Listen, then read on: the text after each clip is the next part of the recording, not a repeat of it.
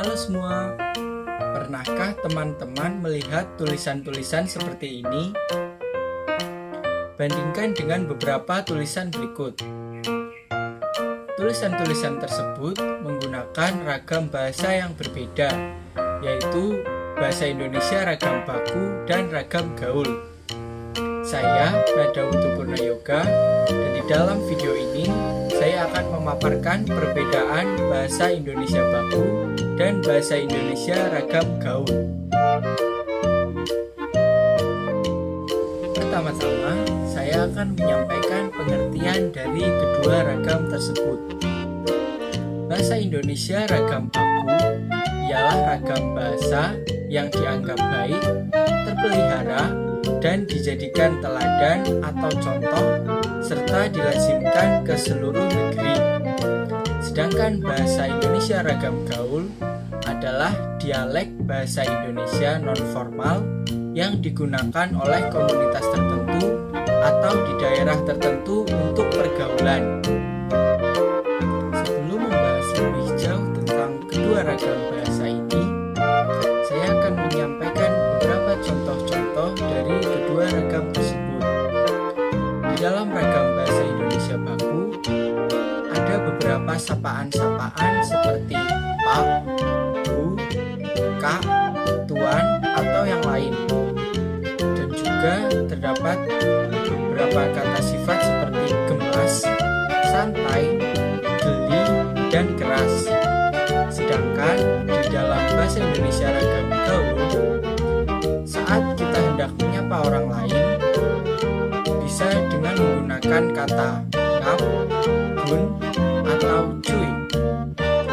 Dan juga kata sifat yang ada dalam ragam bahasa gaul, contohnya yaitu gemoy, santuy, gelai, dan gerak. Perbedaan yang paling jelas dari kedua ragam bahasa ini adalah dari segi kaidah dan aturan-aturan. Ragam bahasa Indonesia baku menggunakan kaidah EYD atau ejaan yang disempurnakan. Ragam bahasa baku juga memiliki pedoman yaitu PUEBI atau Pedoman Umum Ejaan Bahasa Indonesia. Ragam ini memiliki kemantapan yang dinamis. Dengan kata lain, ragam bahasa Indonesia baku bersifat pasti dan tidak berubah setiap saat. Namun, ragam bahasa ini tetap dapat menampung gejala-gejala perubahan kebahasaan yang terjadi. Sebagai contoh, dalam ragam baku, ketika kita hendak menulis kata kerja dengan awalan me, dan awalan me itu bertemu dengan kata dasar yang diawali dengan huruf vokal, misalnya ukur. Di situ kita harus menambahkan nasal eng sehingga akan menjadi mengukur. Atau kata dasar ulang ketika diberi awalan me akan menjadi mengulang. Selain itu, ketika kita hendak menulis kata kerja dengan awalan fonem C, misalnya cuci, dan bertemu dengan awalan me akan menjadi mencuci. Atau kata dasar contek yang bertemu dengan awalan me akan menjadi mencontek. Berbeda dengan hal itu, ragam bahasa gaul tidak memiliki aturan yang tetap. Misalnya, sapaan-sapaan yang terdapat dalam ragam bahasa ini seringkali tidak mengenal jenis kelamin.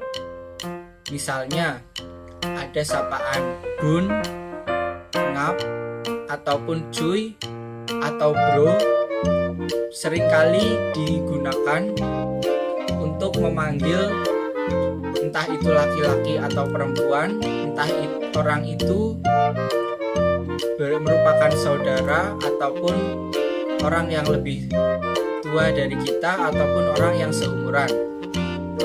Selain itu, di dalam ragam ini beberapa makna dari kata-kata tertentu seringkali bergeser. Misalnya, ada kata meninggoy yang berasal dari ragam Indonesia baku yang yaitu meninggal, dan kata ini sering disalahgunakan ketika seseorang menyatakan perasaannya terhadap sesuatu. Makanan ini enak banget, mau meninggoy, sampai mau meninggoy. Dan juga ada kata gas yang sebenarnya merujuk pada bentuk suatu benda, yaitu ada padat, cair, dan gas, ataupun gas alam atau yang lain. Tetapi di ragam bahasa gaul ini seringkali digunakan untuk mengiyakan ajakan teman. Misalkan, pergi ke tempat ini yuk, gas, seperti itu. Kedua ragam bahasa ini juga memiliki perbedaan dari segi ruang lingkup. Ragam bahasa Indonesia baku dipakai dalam situasi-situasi resmi. Contohnya, sebagai bahasa dalam surat menyurat resmi, seperti surat dinas, perundang-undangan, atau surat-surat keputusan. Ragam bahasa ini juga digunakan sebagai bahasa dalam wacana teknis, seperti buku ilmu pengetahuan, laporan penelitian, dan sebagainya.